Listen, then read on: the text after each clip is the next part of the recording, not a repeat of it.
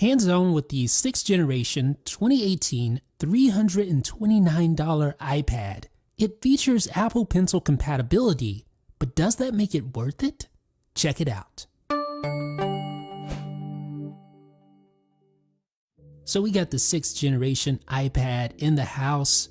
We're going to unbox it right now, and we're going to talk about this thing because it's a very interesting product. It's the first iPad that's not a Pro model to feature Apple Pencil compatibility, but that doesn't necessarily mean you should just run out and upgrade if you have last year's version, or if you have an older iPad like an iPad Air 2, you may want to actually hold off on the upgrades, and we're going to talk about why that may be. Now, this 6th generation iPad is very similar to last year's 5th generation iPad. There are a few notable changes, which we'll discuss in this video. Number one, obviously, is Apple Pencil compatibility. You also get a slightly different take on gold. It's sort of between rose gold and regular gold, and you get that faster A10 processor. Now in the box, it's the standard fare. You get your USB-A to Lightning cable inside. That allows you to charge and to sync with your Mac. You get your standard fare designed by Apple in California packet, and that includes tips, regulatory information, and of course the most important thing in the whole box, this right here, the Apple stickers, of course. Now you also get your USB power adapter. This is, like last year, a 12-watt USB power adapter, and of course you'll need that to recharge your iPad. So here it is, ladies and gentlemen, the 2018 6th generation iPad. Let's take the protective plastic off. Just set that aside, flip it over, and there we go. So just like last year's model, a 9.7-inch display, a 2048 by 1536 Retina display, so corner to corner 9.7 inches, but still lacks a laminated screen. We'll touch on that in a second. So here's the rear. You see that gold color, sort of a cross between rose gold and standard gold. Here's your 8 megapixel rear facing camera with 1080p HD recording. Here's your 1.2 megapixel FaceTime HD camera, 720p. Got a pair of speakers on the bottom. And of course you have your Lightning port for charging and for syncing. On the top you have a couple of microphones. And you have something here, I don't know what that is. It's, I don't know, some kind of, no, of course, it's a headphone jack. You also have your home button, which is Touch ID enabled. This is a 1st gen Touch ID sensor. And then you have your volume buttons, volume up, volume down. You have your power button on top. And you have those color matched chamfered edges on the sides. Looks good. You have your iPad text and serial numbers and whatnot at the bottom.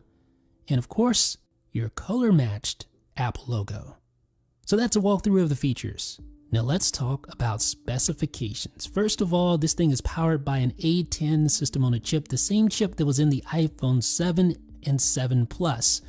So it's no slouch. In fact, you can see how fast it boots up, and it's ready to go after just a few seconds. Now, this is an A10 chip, so the Geekbench scores you're getting about 3,500 single core, almost 6,000 multi-core. Compare that with last year's model, 2381 single core, about 4,000 or so multi-core. So an obvious improvement over last year's A9 powered model, and that will directly translate to better performance on games and better performance on anything that taxes out that CPU.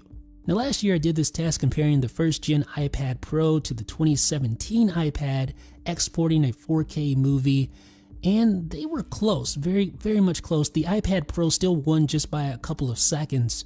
So now I'm going to do the same test again. This is again the 1st gen iPad Pro compared to the 2018 iPad, and you can see the 2018 iPad actually was just a hair faster this time, but what that really tells me is that the original iPad Pro is still a beast. Now, camera performance is nothing to write home about. You get 1080p video at 30 frames per second on the rear-facing shooter.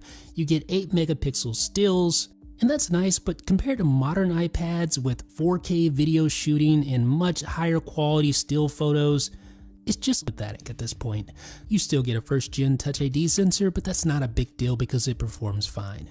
My biggest gripe, like last year, is that this iPad lacks a laminated digitizer and lacks the anti-reflective coating of more expensive models. That means you get that noticeable air gap and you get noticeable glare when under direct sunlight or any light source for that matter. But I will say, with this being an education-focused product, I can understand Apple's decision making here. It's cheaper to make and it's easier to repair.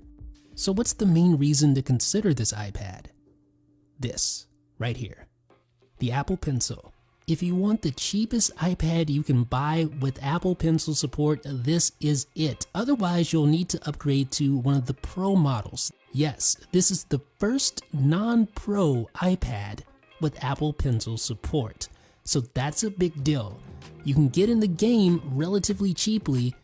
Of course, $329 for the iPad, $100 for the Apple Pencil, and you're ready to start annotating, drawing, sketching, taking notes, whatever the case may be, whatever you plan on using the Apple Pencil for, this is the cheapest way to get in the game.